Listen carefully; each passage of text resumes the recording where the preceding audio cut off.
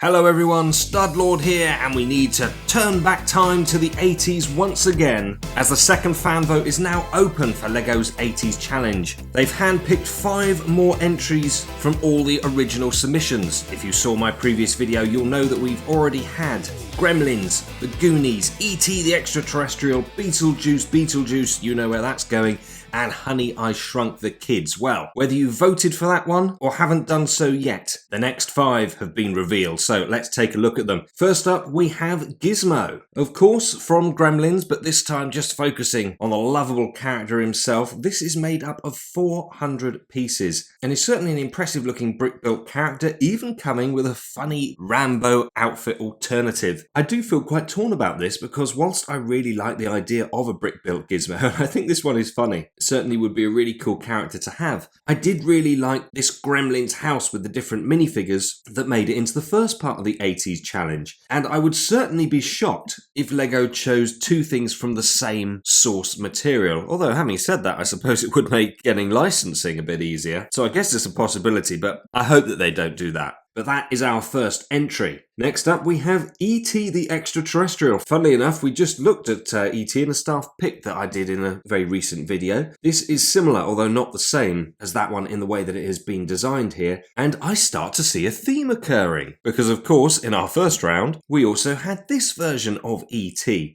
A beautiful little diorama which I really do like. And being of this iconic scene, I kind of do prefer it again to what we have proposed here.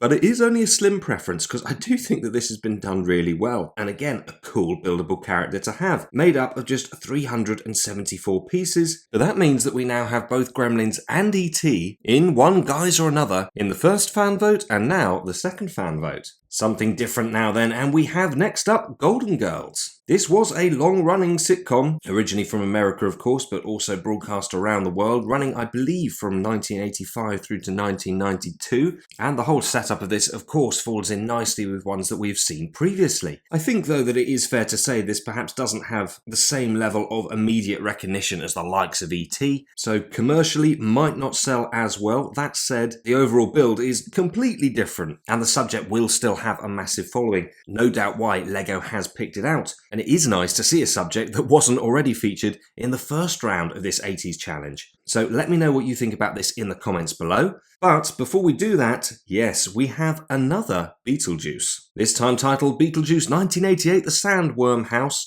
Once again, this is a subject that we've already seen in the first version of. Now, I didn't hide the fact that while I really like Beetlejuice, I wasn't a personal fan of this particular build. Not everybody can be of all of them after all. So in a way, I was pleased when I saw that another one had made it through. However, the fact that we now have something from Gremlins, E.T. and Beetlejuice as finalists, not only for the fan vote number 1, but also this second one as well, it starts to propound and perplex me. What exactly is LEGO's endgame here? Do they just love those themes so much they want to make sure that they get one from at least 2 of the subject themes? Are they going to pick 2 from the same IP subject across the different fan votes? Does the fact that we are seeing these ones here mean that they've already made a decision when it comes to these? It's kind of intriguing. There's lots of different ways that this thinking could go, so let me know your theories in the comments down below. I'm interested to hear them. But of course, really cool design in its own right. I do like it a lot. I think it's been built really well. 1,355 pieces, so bigger so far than those other ones that we've seen. So probably a little bit more costly if it comes into production, but probably worth it. Do think the designer's done a good job with this one. But then lastly on our list, we have Big. Comedy classic from 1988. Haven't watched this film in years, but really need to do so again. This is certainly a fun and colourful representation. Not my favourite, I won't lie, but certainly interestingly done. And again, refreshing, I think, to have a choice of IP that wasn't featured in the first round. But there we go, we have our 5. But which will you be voting for? You can head on over and do so now, and don't hang about as the clock is ticking. You have, unless they change it again like they did for the first fan vote, until May 27th in order to do this. At least this time all the designs are from different designers, which means that we shouldn't have a repeat of LEGO's mess up from round 1. But I am really interested to hear your thoughts on the fact that we now have Beetlejuice, E.T. and Gizmo represented just as we did in round 1. Get commenting down below, like the video, subscribe, join the channel, and I look forward to seeing you on the next one. Catch you later.